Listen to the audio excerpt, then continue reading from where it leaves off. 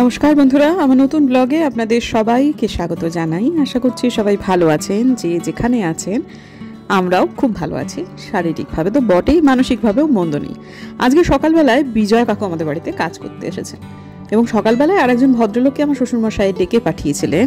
তিনি ওই জমিটা একটু মাপছেন, এর অতিরিক্ত কিছু আপাতত হচ্ছে না। আপাতত মেপে ওনার কাছে এই আইডিয়াটা ছিল না, যে জমিটা ঠিক আইডিয়াটা ছিল না বলা ভুল, মানে ছিল, ভুলে গেছেন একেবারে নিখুঁত লম্বা এবং চওড়ায় এই যে জায়গাটা সেটা কতটা, সেই জন্যই মূলত ওনাকে ডাকা হয়েছিল। তো যাই হোক, উনি ভদ্রলোক মেপে দিলেন। খুব ভালো লোক, মানে যিনি এসেছিলেন তিনি মানে আমাদের পরিচিত। এই কাজটা আসলে শুধু এই মাপার জন্য তিনি কোনো বাড়িতেই যান না, কিন্তু উনি এসেছিলেন আমার শ্বশুরমশাইয়ের অনুরোধে। ওই মিনিট পাঁচেকের কাজ, তারপরেই ব্যাপারটা মিটে গেল। তো যাই হোক, তারপরে ব্যাপারটা আমার শ্বশুরমশাই বললেন যে তোমরাও মাথায় রেখো যে এই জায়গাটা চওড়ায় এত, লম্বায় এত, এটা আমরাও মাথায় রাখবো। এরপর ভবিষ্যতে কাউকে একটা কিছু বলতে বা কোনো একটা কিছু কাজ করতে একটু সুবিধে হয়। বিশেষ করে বন্ধুরা, গাছ লাগানোর ক্ষেত্রেও না এই দৈর্ঘ্যপ্রস্তর হিসেবটা থাকাটা খুব বেশি জরুরি। যাই হোক, তো চলুন তাহলে আজকের দিনের ব্লগ শুরু হলো। দেখা যাক দিনটা কোন দিকে যায়। দুর্দান্ত লাগছে দেখতে গাছটাকে, দুটো গাছকে, মানে দোকাই দুশো বলা যেতে পারে, এত ভালো লাগছে। এগুলো নিচে থাকাতে মোটেই ফুল আসছিল না, এখন উপরে আসাতে রোদ্দুর পেলে গাছ হবে, এই আর কি। ওই যে ফুল এসেছে।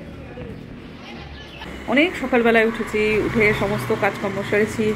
হাজব্যান্ড বেরিয়েছে। কালকের থেকে আজকে পার্থক্য বুঝতে পারলাম। কালকেও 5:45টায় বেরিয়েছিল, সোমবার দিন। আজকে মঙ্গলবার, আজকেও 5:45টায় বেরিয়েছে। 5:45 না, 5:45, সরি, 5:45টায় বেরিয়েছে। কিন্তু কালকে অন্ধকার ছিল, আজকে আলো ফুটলো। মানে দিনে দিনে এখন পরিবর্তন হচ্ছে। মানে আলো ফুটলো মানে তখন আলো দেখা গেছে।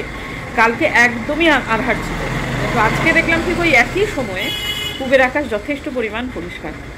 তো সকালবেলায় উঠেই আমি বুঝতেই পেরেছি যে সারাদিনে আগের দিন যেহেতু একটু বেলা বাড়ার সাথে সাথেই একটার পর একটা অসুবিধা তৈরি হয়েছিল। হাঁটার ক্ষেত্রে কালকে আমার খুব সমস্যা হয়েছে। মানে চ্যালেঞ্জ, আমি নিজের কাছে নিজের চ্যালেঞ্জ তো কখনো অন্য কি করে না, মানুষ বেশিরভাগ ক্ষেত্রেই করে হয়তো বা, কিন্তু আমি এই ক্ষেত্রে চ্যালেঞ্জ করেছি নিজেকে। তো আমি দেখলাম নিজের চ্যালেঞ্জ যখন নিজেকেই পূর্ণ করতে হবে, এবং সেটা একটু প্রতিকূলতা রয়ে গেল কারণ আমার ওই প্লাগ পয়েন্টটা খারাপ হয়ে গেল। তা সেহেতু আমি ঘরেতেই হেঁটে সকালবেলায় 3,500 পা কিন্তু হেঁটে ফেলেছি। তো তারপরেতেই যাই হোক, আমি ভেবেছিলাম যে ঠিক আছে 3,500 পা তো ঘরে হাঁটা হয়ে গেল, বাকি হাঁটাটাও আমি হেঁটে নিতেই পারবো, অসুবিধা আমার সেরকম হবে না। তাই আমি ঠিক করেছিলাম যে মনে মনে যে আমি এই মাসে, এ তো 25 তারিখ হয়ে গেল, আর 28 মাস, আর 3টে দিন আছে, তাহলে আর ইলেকট্রিশিয়ানকে খবর দেবো না। একবারে মাস পয়লা পড়লে তারপরে না হয় তাকে ডাকবো, কারণ এসে সে আবার কাজকর্ম করবে, তাকেও দিতে হবে। তো আমার শ্বশুরমশাই বললেন যে না, ওরকমভাবে হয় না, ওটা করো না, ইলেকট্রিশিয়ানকে খবর দাও। তা যাই হোক দিলাম। তো সে আজকে আসতে পারবে না, অর্থাৎ 26 তারিখে সে এসে কাজটা করে দিয়ে যাবে। তো ঠিক আছে, আর কি কিছু নেই। এক এক মাসে এক এক রকম যাবে, কিছুতেই যতই চেষ্টা করা যাক, কোনো কোনো মাস হয় এরকমভাবেই টাকাগুলো যেন কেমন করে বেরিয়ে যায়।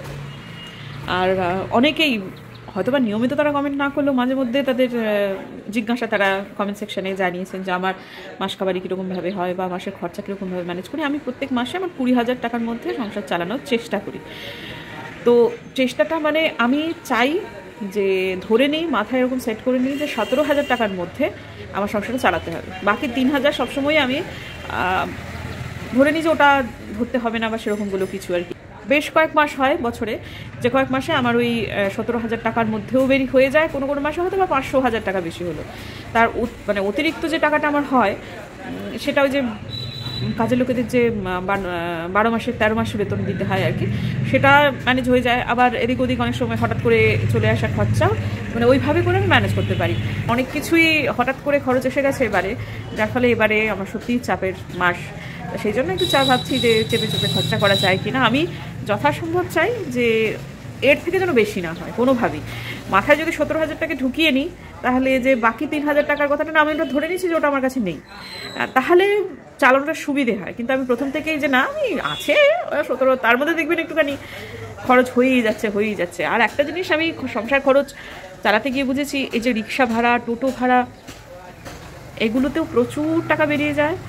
আর এই যে জিনিসপত্র নষ্ট হলেও প্রচুর টাকা লস হয়। সেই জন্য সবজি কেনা, মাছ কেনা, মাংস কেনা, মাছ তো আমি খুব একটা কিনি না, মাংস কেনা, তারপরে খাবার দাবারের জিনিসপত্র কেনা, এগুলোর ব্যাপারে আমি খুবই সচেতন হয়ে গেছি। মানে উল্টোপাল্টা খরচা আমি খুব একটা আর করবো না। তো যাই হোক, কথা বলতে বলতে দেখুন একজন অতিথির সঙ্গে দেখা হয়ে গেল। ওই যে দেখতে পেয়েছেন? এই যে, আরে বাপ রে বাপ, নিমেষের মধ্যে কোথায় পালিয়ে গেলি বাবা? যাকে, ঠিক আছে, কোথায় একটা চলে গেছে। আমাদের বাড়িটা ওদের কাছে খুব পছন্দের একটা জায়গা হয়ে গেছে, বিভিন্ন গাছপালা আছে সেই জন্যই। তো আমাদের নারকেল গাছটা কাটতে হবে, কিন্তু এইবারে কাটতে হবে জন্যই হয়তো বা প্রচুর পরিমাণ নারকেল এসেছে জানেন। এ তো ভেতরে ভেতরে ফোপড়া হয়ে গেছে একদম। শহরাঞ্চলের মধ্যে চতুর্দিকে এত ইলেকট্রিসিটির তার, নারকেল গাছ চলে না, ঠিকই, কিন্তু তাও আছে যখন। আর ওই বিজয় কাকু বলছিল যে গাছ কিন্তু বোঝে, বিজয় কাকু আজকে কাজ করছে, গাছ কথা বোঝে, কথা বোঝে। এই যে গাছের নিচে, আম গাছের নিচে দাঁড়িয়ে আমরা প্রচুর বলেছি যে তোমাকে এবার কেটে দেওয়া হবে, এই গাছটাকে কেটে দেওয়া হবে, লোক পাওয়া যাচ্ছে না, হ্যানা ধ্যানা। কি ভরে ভরে মুকুল এসেছে এবারে, মানে ভরে ভরে। তবে এইবারেতে প্রত্যেকটা জায়গাতেই দেখছি, খবরেও শুনছি যে একেবারে সবগুলো গাছে প্রচুর মুকুল এসেছে এবার, বলে বলে একেবারে ভর্তি। কটা টেকে সেটা দেখার। গাছটাকে কেটে দিতে হচ্ছে, ছেঁটে দিতে হচ্ছে অ্যাকচুয়ালি।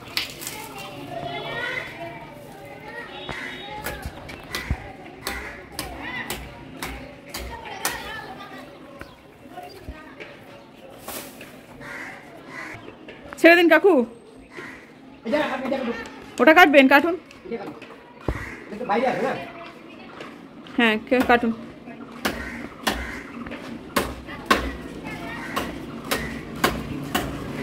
এই যে বিজয় কাকু কাজ করছেন, এই ভদ্রলোকের বয়স এনার আধার কার্ড অনুযায়ী 67। দেখুন দেখি কীরকম অ্যাক্টিভ এখনও।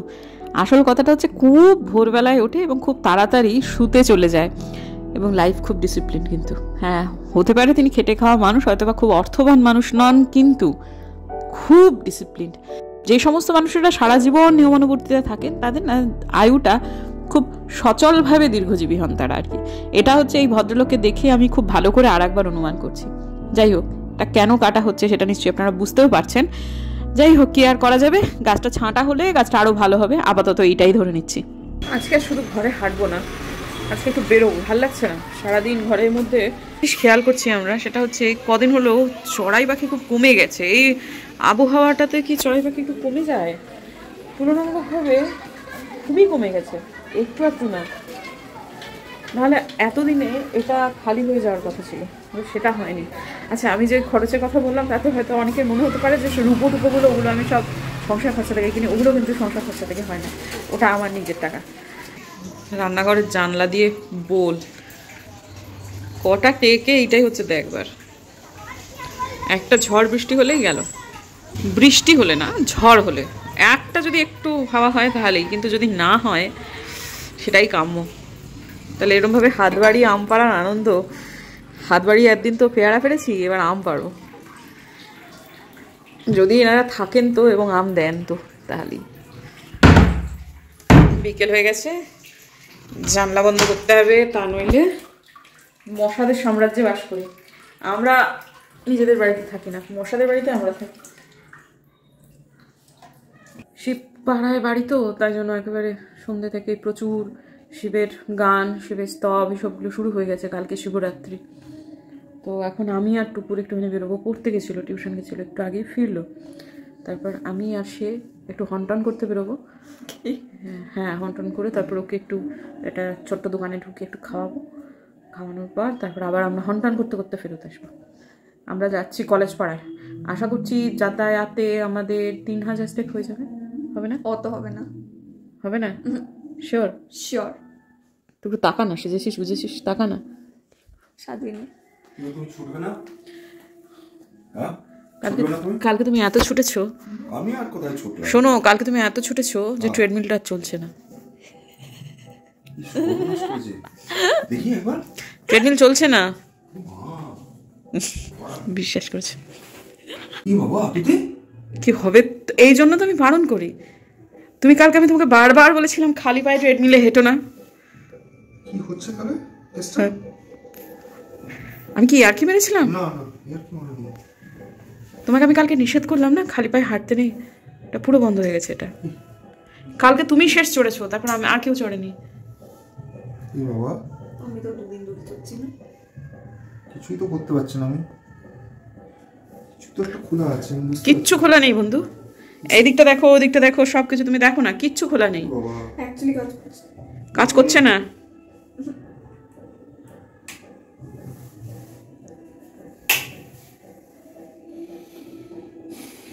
আর হঠাৎ করে চলতে শুরু করলে বাঁকা পায়ে দাঁড়িয়ে ছিটকে পড়বে। এটা কালকে তুমি চড়ার পর থেকেই এটা নষ্ট হয়ে গেছে, তোমার ভার নিতে পারেনি।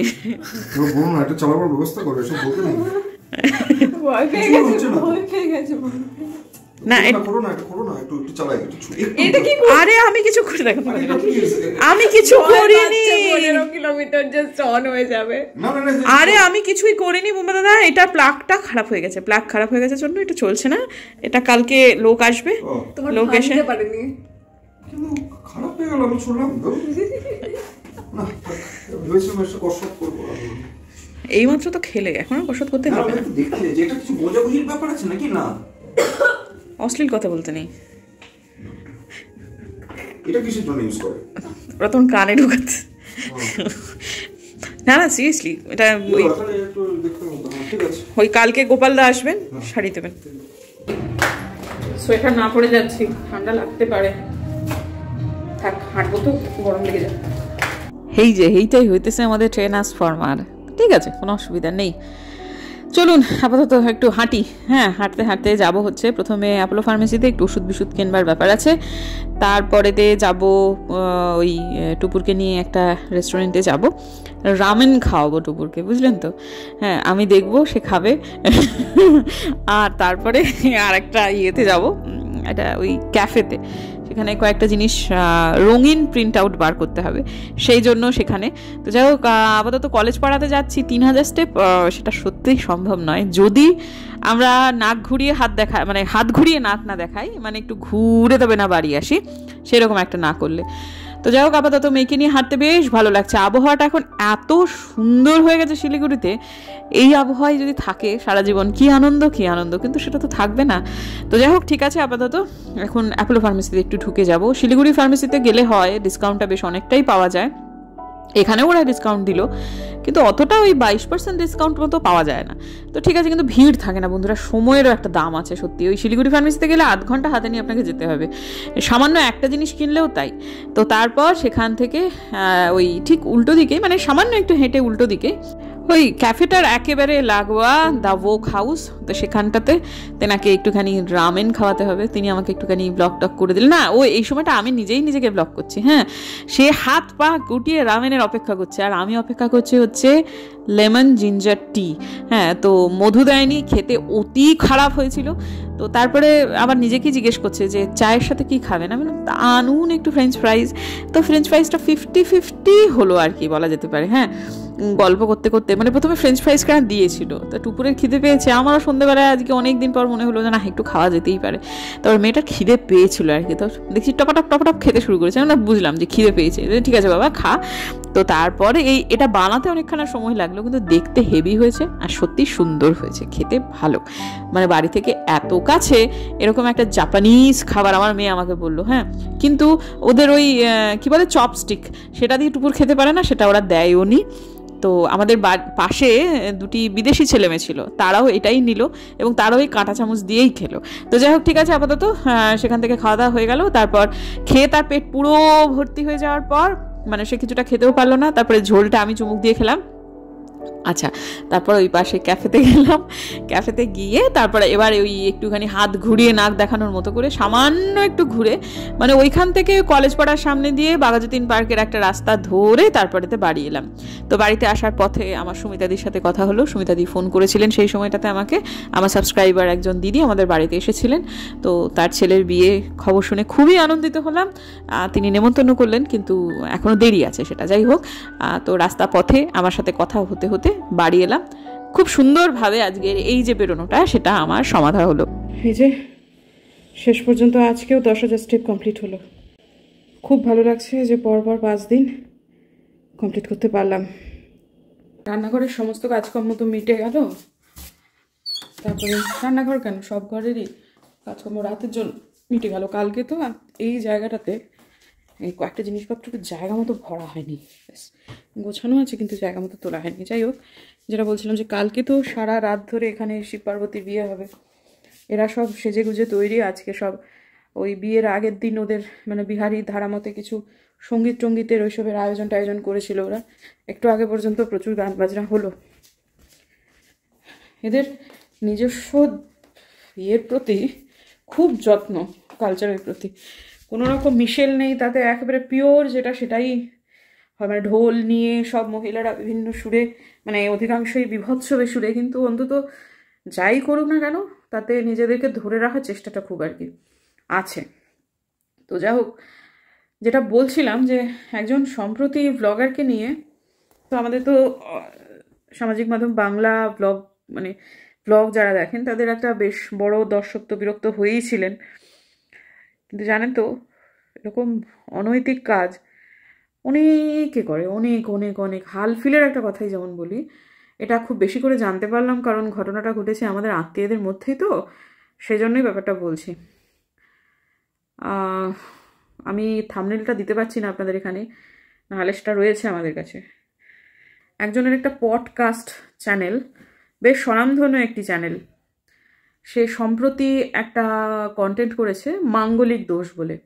তো সেই এপিসোডের যে থাম্বনেলটা যে দিয়েছে তাতে যে ফটোটা ইউজ করেছে সেটা না আমার বৌদির, এবং সেই ফটো যেটা সে দিয়েছে তার জন্য না আমার দাদা, না আমার বৌদি, না বৌদির বাপের বাড়ির কারোর কাছ থেকে কোনো রকম অনুমতি নেয়নি। এখন ব্যাপারটা যে মাঙ্গলিক দোষ বলে ওই সময়টায় ওর বিয়ে হচ্ছিল আর কি, মানে যার ফটো দিয়েছে তার নাম হচ্ছে বাবলির বিয়ে হচ্ছিল। বাবলি কুচবিহারের মেয়ে, আর আমার দাদা যে সে অ্যাকচুয়ালি সিউড়ির। তা নিজেদেরই পছন্দের বিয়ে, কুচবিহারে বিয়ে করতে এসছো, সে সেই কোনো একটা মুহূর্তে কে বা ওকে একটু ডেকেছে, একটু মানে বেশ অবাক হয়ে বা একটুখানি মানে বিয়ের সময় মেয়েদের টেনশন থাকে সেরকমই একটা ভঙ্গিতে তাকিয়েছে। সেই ফটোটাকে ফেসবুক থেকে বা কোনো একটা কিছু থেকে একটা নিয়ে অত বড় একজন মানুষ তিনি তার থাম্বনেলেতে ব্যবহার করেছেন কারোর কোনো অনুমতি না নিয়ে। তো মাঙ্গলিক দোষ, বাবলি তো এক ফোঁটাও মাঙ্গলিক নয়। আত্মীয় কীরকমভাবে, মানে বাবলির শাশুড়ি মানে প্রতিমা মাসি আর আমার মা নিজের জেঠতুতো খুড়তুতো বোন। তো খুব ভালো ফ্যামিলি, ওরা খুব ভালো ভদ্র সভ্য পরিবার। সেই জন্য ব্যাপারটা নিয়ে এর থেকে বেশি কিছু নাড়াচাড়া করায়নি, যে একবার একটু জানিয়েছে দেখুন আমরা এই ব্যাপারটাতে কিন্তু আমাদের কেউ অনুমতি নেয়নি, ব্যাস এর অতিরিক্ত কিছুটি বলেনি। কিন্তু এই কাজটাও কিন্তু খুব অনুচিত কাজ। তুমি একটা কন্টেন্টে কারোর ফটো ব্যবহার করছো তার অনুমতি ছাড়া, এবং এই ধরনের কন্টেন্টে ওইভাবে ব্যবহার করছো, এটা খুবই ভুল কাজ। কিন্তু লোকে দাবিয়ে করে যাচ্ছে, আর কিছু এদিক থেকে ওদিক যদি হয়ে যায়, কেবল দোষ কি আর লাইফস্টাইল ব্লগারদেরই হয় বন্ধু? হ্যাঁ, তিনি যেটা করেছিলেন সেটাকে কখনোই তিনি মানে আমি এটুকু বলবো যে প্রত্যেকটা মানুষ বুঝে তার কথা, সামাজিক মাধ্যমে কথা বলছি, কি কোথায় গিয়ে মানুষের মনে লাগবে সেটাকে একটুখানি বুঝে কথা বলা তার অতি অবশ্যই প্রয়োজন ছিল। যে আপনি দৈত্য না আপনি দেবতা আমি জানি না, তো উল্টো দিক থেকে যিনি দেখছেন তিনি কি দৈত্য বলুন? আপনি নিজেকে মানে যেই মুহূর্তে আমার ভিডিওটা দেখছেন তিনি কি দত্তী? তিনি ভগবানই। সত্যি কথা হচ্ছে এটাই, কিন্তু ওনার বলাটা খুবই ভুল হয়েছে। মানে একটা কথা তো অনেকভাবে বলা যায়, কিন্তু সেটা ভুল হয়েছে। কিন্তু এটাও ঘটনা যে তিনি একাই যে ভুল করছেন তা নয়, কিন্তু বা বলা যেতে পারে তার থেকে অনেক বড় বড় ভুল, অনেক মানে খারাপ রকমের ভুল, সেটা হালফিলের সময় দাঁড়িয়ে কিন্তু অনেকেই করছে। ভুল কিন্তু তিনি কেবল একা করছেন না, ভুল আরও অনেকেই অনেক কিছু করছেন, কিন্তু ফাঁকতালে তারা বেরিয়ে যাচ্ছেন। আর যাদের হয়তো সময়টা খুব খারাপ তাদেরকে একটু ফাঁসতে হচ্ছে আর কি। এই বিষয়ে কথা আমি আজকেই বললাম এবং আজকেই শেষ, মানে ওই থাম্বনেলের ব্যাপারটা আর কি। দেখা হচ্ছে কালকে একটা নতুন ব্লগে। যদি আমার ভিডিও ভালো লাগে তাহলে সাবস্ক্রাইব করবেন বন্ধুরা, পাশে নোটিফিকেশন বেলটাকে অন করবেন যাতে ভিডিও দিলেই নোটিফিকেশনটা অন্তত চলে যায় আপনাদের কাছে। দেখা হচ্ছে আগামীকাল।